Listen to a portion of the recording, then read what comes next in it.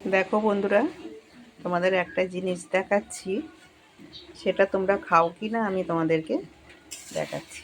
এটা হলো কি বলো তো, দেখে চিনতে পারছো? দেখো তো, চিনতে পারলে বলো যে কি কি পাতা এটা। দেখো, এটা হলো মানকচু পাতা। কচি কচি যে মানকচু পাতাগুলো হয়, ওইগুলো বাটা খেলে না গায়ের ব্যথা কমে। যাদের মুখে ধরো অরুচি, এখনকার ওয়েদার চেঞ্জ হচ্ছে, সেই জন্য জ্বর জ্বর হচ্ছে, সর্দি কাশি হচ্ছে, মুখে রুচি থাকছে না, তাদের জন্য এটা খুব উপকারী, ভীষণ উপকারী। মানে কি বলবো, আমাদের বাড়িতে তো সবার মোটামুটি জ্বর জ্বালা সব হয়ে গেছে, এখন মুখে রুচি নেই আমার। তাই জন্য ভাবলাম, কর্তামশাইকে বললাম, কি গো আমার জন্য কটা কচুর পাতা তুলে এনে দাও তো, কচুর পাতা। তা আমার বড় যা কটা তুলে দিয়েছে, যে সন্ধ্যা তুমি বাটা করলে আমাকে একটু দেবে।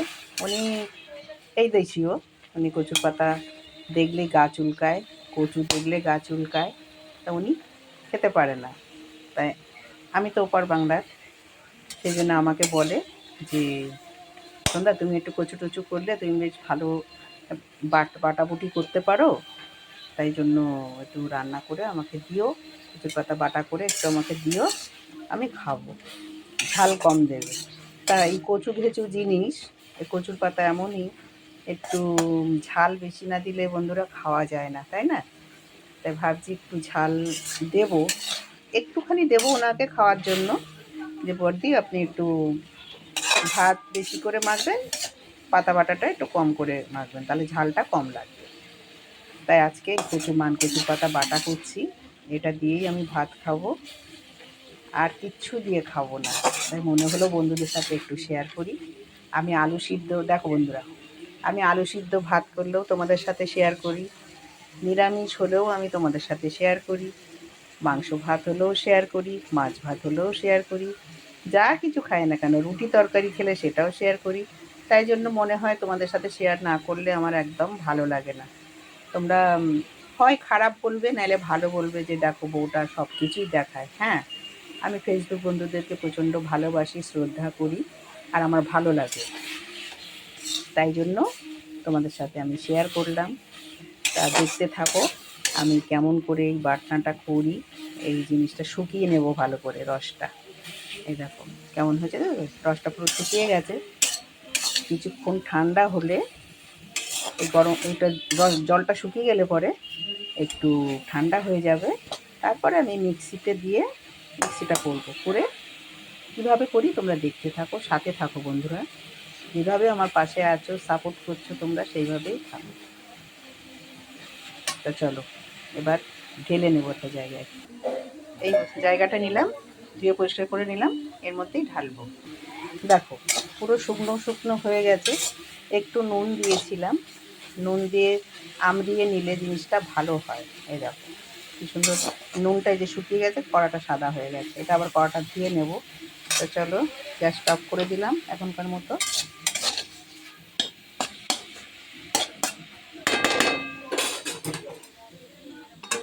এবার ওটা ঢেলে নেব, ঢেলে নিলাম। এবার কড়াটা ধুয়ে পরিষ্কার করে নিই।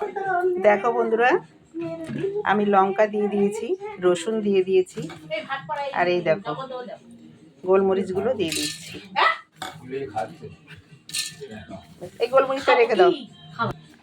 দেখো বন্ধুরা, পাতাটা দিয়ে দিলাম। হ্যাঁ ঝাল বেশি দিয়েছি, আমার মেয়ে বলছে ঝাল বেশি করে দেবে মা। চলো মিক্সি করে নিই। মিক্সি করা হয়ে গেছে বন্ধুরা, মিক্সি করা হয়ে গেছে। এবার কড়া চাপিয়ে দিয়েছি, কড়াই এবার তেল দেব।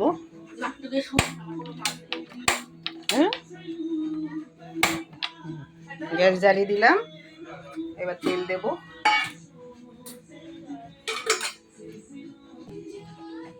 কড়াটা গরম হয়ে গেছে, তেল দিয়ে দিচ্ছি।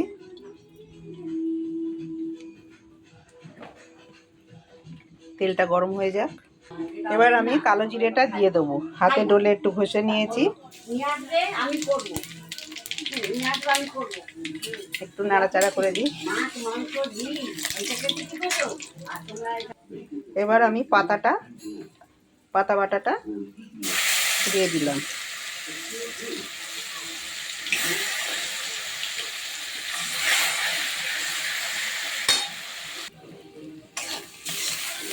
দেখো এখনো সবুজ কালার হয়েছে, এটা কিন্তু একটু কালচে ধরনের হয়ে যাবে।